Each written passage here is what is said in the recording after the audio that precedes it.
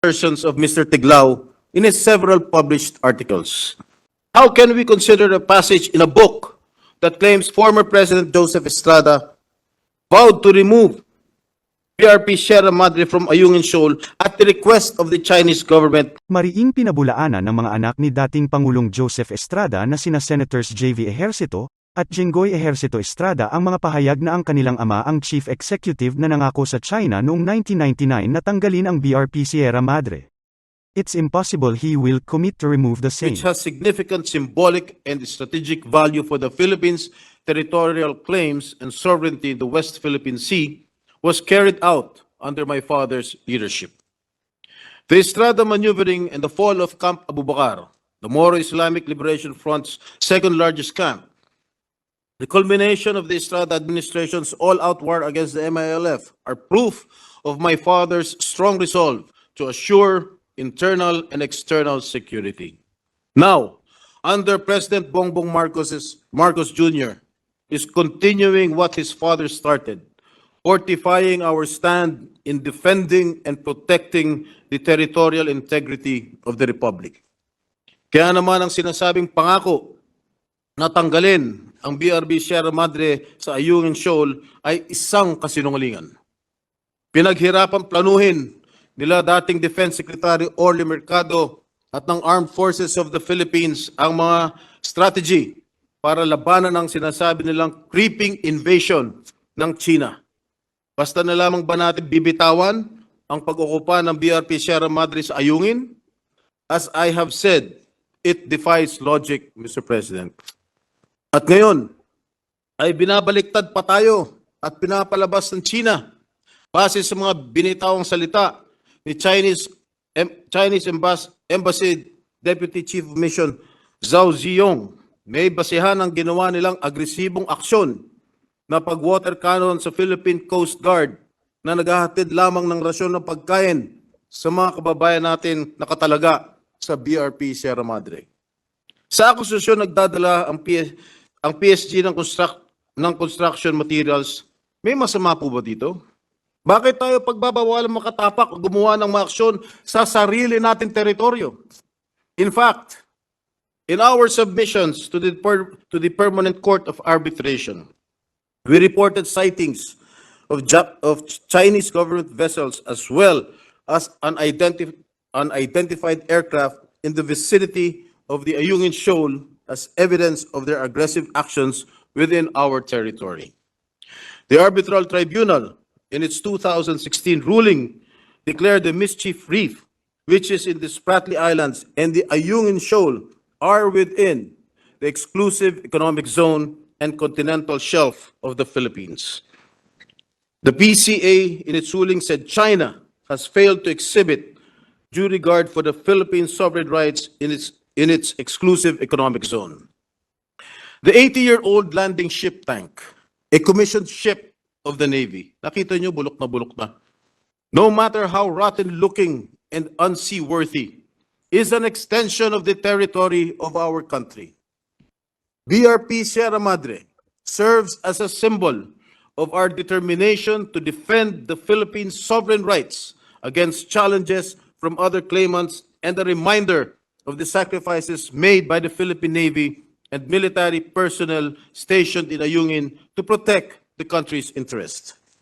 Maaari nating sabihin, ang BRP Sierra Madre ay isang pambansang sagisag ng matapang na pantindig at hindi pagyuko ng Pilipinas sa kabila ng pananakot at pang-aapi.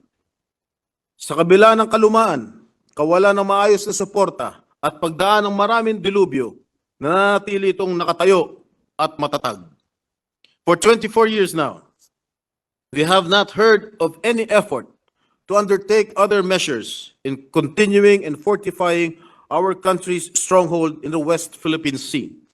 We have been kept by our neighbor China in various forms of bullying, harassment, while they continue to build structures in these disputed areas. Mr. President, let me just ponder more on the assertions of Mr. Tiglao in his several published articles. Mr. Tiglao based his claims on the 2022 book of Gregory Poling, an analyst specializing in Southeast Asian political and security issues, offered no other information. How can we consider a passage in a book that claims former President Joseph Estrada vowed to remove PRP Sierra Madre from Ayungin Shoal at the request of the Chinese government as unquestionable truth? It was made verbally. Allegedly to who? Can you name names, Mr. Tiglao? Stupid. Even the confidential memorandum of former Department of Foreign Affairs Secretary Albert Del Rosario, addressed to the late President Benigno Aquino III, which Mr. Tiglao mentioned in his piece, was ambiguous, as it merely stated that the Chinese side claimed that Philippine authorities promised China that they would immediately remove the stranded vessel. I am quite certain that my father made no such agreement, even verbally, to anyone, to any Chinese official during his incumbency. And I can back up my claims. As I have earlier said, that former Senator Orly Mercado, who was the defense secretary of my father during his time, along with Navy officials, came up with the idea of running aground some of the World War II era LST or landing ship tank Sierra Madre to stake Philippine claim and establish a presence in the Calayan Island Group during a command conference of the armed forces. Unlike Mr. Tiglao, I could easily and did verify this information from Senator Mercado himself, and he attested that there was no such promise made to China. And if indeed there was such an arrangement, how come there was relatively peace in the West Philippine Sea during the Arroyo administration that spanned for 9 long years? Tiglao was a cabinet member of the Arroyo administration, and he was conspicuously silent in asserting our sovereign rights over issues concerning the West Philippine Sea. Gago ka. They could have kept up the momentum gained by the Estrada administration in pursuing comprehensive strategy or plan of action to reinforce our country's territorial claims.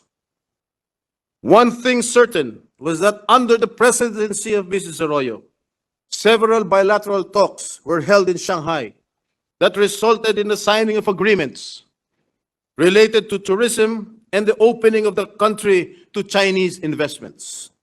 As we deliberate on this matter, let us reaffirm the principles that guide our actions as custodians of our nation's interests.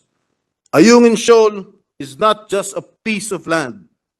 It symbolizes our assertions of sovereignty and our dedication to upholding international law, specifically the United Nations Convention on the Law of the Sea. Mr. President, distinguished colleagues, the BRP Sierra Madre's presence at the shoal stands as a testament to our unwavering commitment to defending our rightful claims and securing our territorial integrity. And as a sovereign nation, we hold dear the principles that our forefathers and heroes fought hard to secure. Any suggestion that goes against this commitment, regardless of whether it happened in the past or present, challenges those principles. We cannot allow mere allegations without substantial evidence to cast aside the efforts and sacrifices made to ensure our current freedoms, especially not from someone who had been called out not once, but twice by media organizations by making up stuff with absolutely no evidence to support his attacks. Mr. Tiglao was previously accused by Rappler in 2017 of spreading fake news when he alleged that the online news outlet's supposed funder played a role in the ousting of the Ukrainian president in 2014. In 2022, he repeated his actions by accusing Verifiles, an independent media organization, of being funded by US bankrollers and supporting then Vice President Leni Robredo's presidential campaign. Hindi ko lubos maisip kung bakit kailangan magpakalat ng ganitong kasinungalingan kung kailan paulit-ulit ang pambubuli sa atin ng bansang itinuturing nating kaibigan.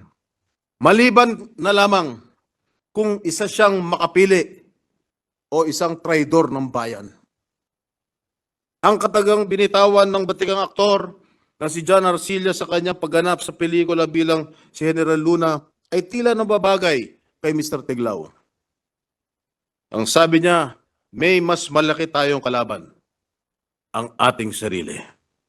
Ginoong Pangulo, sa panahong sinusubok ang ating katatagan at pagkakaisa, gamitin natin inspirasyon ang BRP-SARA Madre na patuloy na naglalayag para ipaglaban ang ating kasarinlan. While we may have differing opinions, one thing is undeniable. On July 16, 2016, we successfully fought for our rights and emerged victorious. Thank you, Mr. President. Thank you very much, our distinguished colleague and fellow patriot, Senator Jinggoy Estrada. Our distinguished colleague, Senator Francis Escudero, is recognized. With the permission of the good gentleman, Mr. President, I'd like to make a brief manifestation and ask him just one question. If the gentleman will yield, Mr. Of course, President. gladly, Mr. President. My manifestation, Mr. President, is this. I think the comments of Mr. Tiglao, or anyone for that matter, commenting on the statement made by the Chinese representative